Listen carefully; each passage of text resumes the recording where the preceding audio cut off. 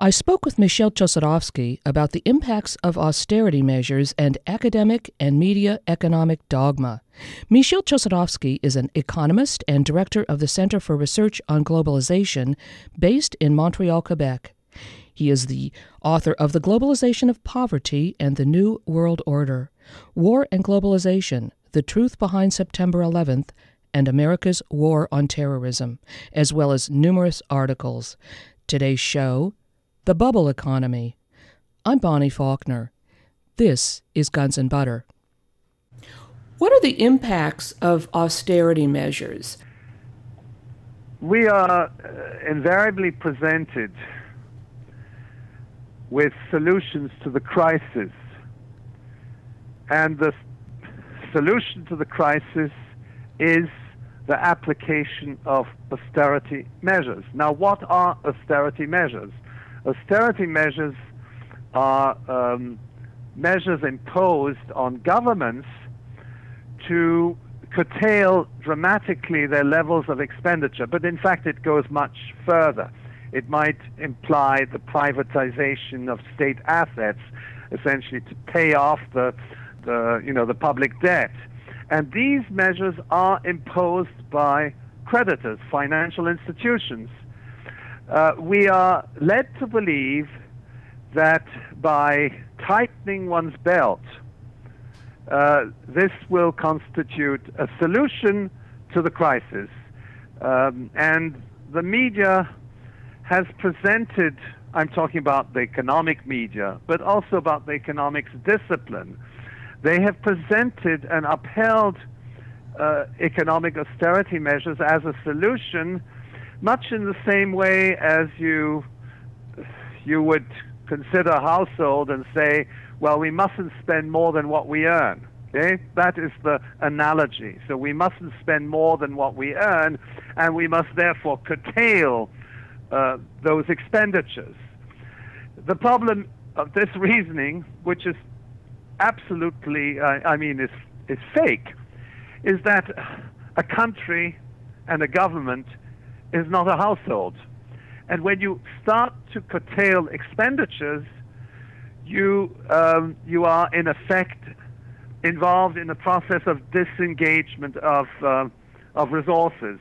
You're laying off workers in health and education, because initially if you start cutting in health, education, transport, essentially what happens is that you don't have the money to pay the salaries of the nurses and teachers and public service employees. You don't have money to provide subsidies, let's say, to regional enterprises. Small, medium-sized enterprises lose the support of the government. So that in effect what those austerity measures do is to create dysfunctions within the public sector, collapse of health, education, laying off of workers. But it doesn't end there, because when workers are laid off, there's less tax revenue, so that the revenues collapse. Okay, people who are unemployed don't pay taxes, and when workers are laid off, their spending capacity collapses. In other words, they don't consume anymore. So then there are secondary impacts. So if they don't consume anymore, they don't go out and spend in the shopping malls. They don't go out at night and have meals in restaurants and so on. So that in effect, when the government curtails expenditures in a very dramatic way, it leads to a compression in society's purchasing power through lower wages, unemployment, bankruptcies, and that is a cumulative process. It doesn't resolve itself. It's a cumulative process. And so that when you apply austerity measures as an unbending solution, you actually trigger collapse. So the solution becomes the cause of the economic crisis. And entire sectors of activity are wiped out. You can see it unfolding in the United States of America. The situation in public services, the demise of public services, the existence of poverty, the absence of government programs coming to the rescue of poor people. All those programs ultimately rehabilitate spending, and they have multiplier effects because people have wages through employment creation. They will then pay taxes. They will spend. More jobs are created. This is the underlying mechanism of a national economy, and we are presented both nationally and internationally with a solution which is dogmatic because it doesn't address the consequences. We are told we have to apply austerity measures. We can't live beyond our means. Those austerity measures serve the creditors at the expense of virtually everybody else. In other words, they lead to collapse in employment, collapse in wages, collapse in public programs. They lead to bankruptcies, and eventually those bankruptcies lead to more bankruptcies. So it is a never-ending process. What characterizes this economic crisis in relation to the 1930s is that we don't have an actual program to stimulate the national economy. We stimulate the national economy by curtailing economic activity, not by creating economic activity. And so that, in essence, this crisis, which is an ongoing crisis, is the most serious economic and social crisis in world history. It is also coupled by the channeling of tremendous resources, public sector resources, tax dollars, into so-called defense, but in essence it's a war economy. War and the economic crisis are intimately related. The military constitutes a very large sector of that national economy. It takes out a lot of money. It creates very few jobs, so it's big surplus profits. I would say that the two sectors which are developing under conditions of generalized recession are, one, the weapons industry, and two, the luxury goods economy, which caters to a small segment of the population. In other words, the duty drive-in, the hotels, the resorts, the fashionable boutiques, in New York City, and so on. All of this is really the search for markets, the luxury cars, the high lifestyles. Why? Because the majority of the people, their lives are being destroyed, their standard of living is collapsing, and the entire fabric of the economic system is now geared towards a relatively small but expanding luxury goods economy. So that, I think, is the consequence of generalized austerity measures. It is a process of generalized impoverishment, which in turn leads to collapse in productive systems and a restructuring of the productive apparatus in accordance with those two markets, the military-industrial complex on the one hand and the luxury goods economy.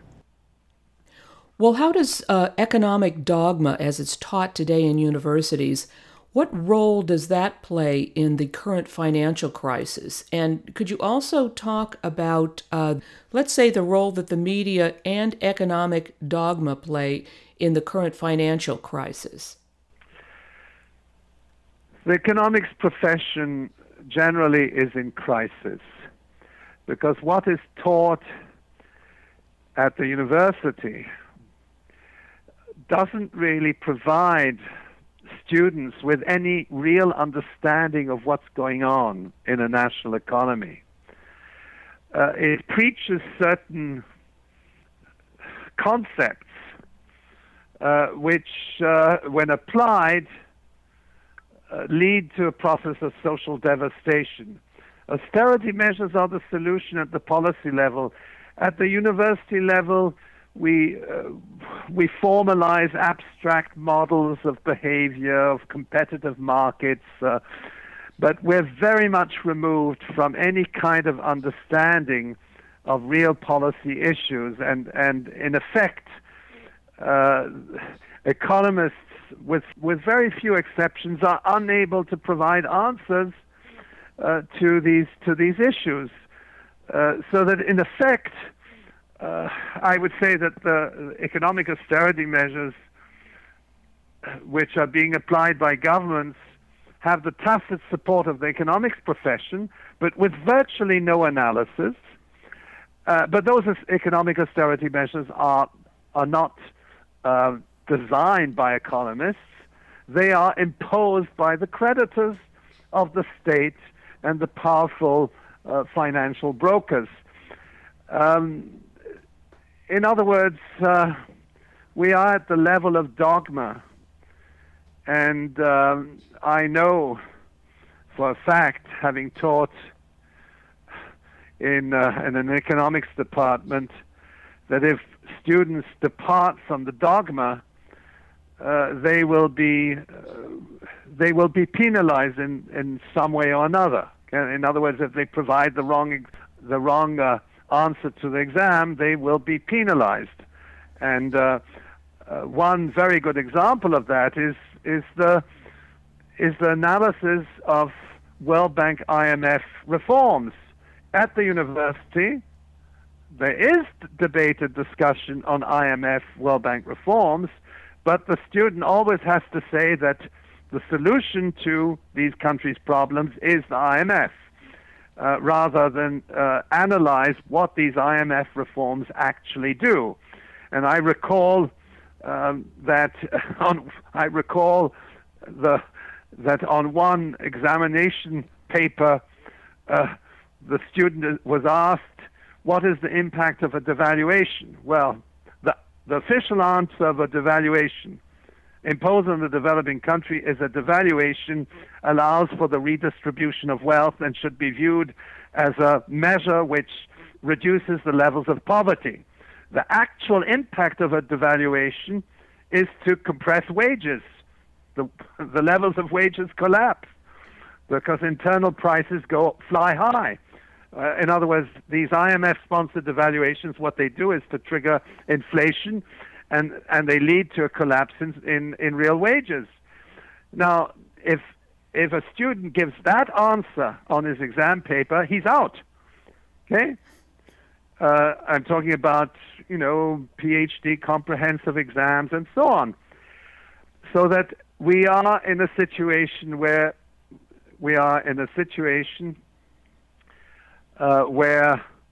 the economics profession does not have the tools to address the most serious economic crisis in world history. They're not even aware that this is an economic crisis. Their discourse is not in any way related to the crisis which is affecting millions of people around the world. And the stylized solutions that they present have nothing to do with real economic phenomena.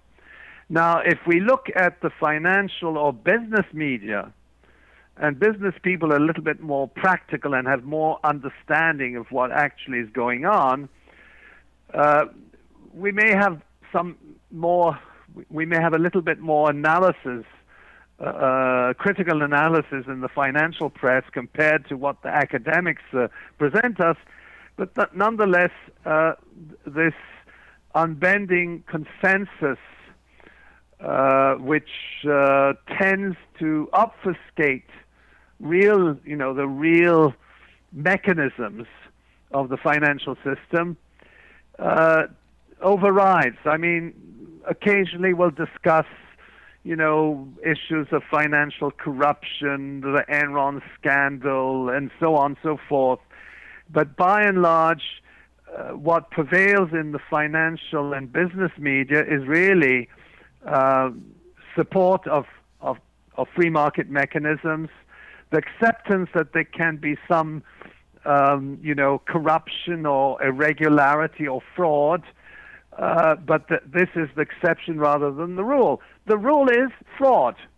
This is a fraudulent and criminal economic system because it manipulates financial markets with a view to appropriating wealth and stealing wealth, whether it's stealing wealth from the public purse, as in the case of Greece or Spain, or whether it's stealing wealth when, let's say, stock market values collapse as a result of an announcement by, let's say, J.P. Morgan Chase, that their stock values, that they've made losses and then there's going to be collapse, which subsequently occurs, and people across the land lose money because they have that in their savings portfolio.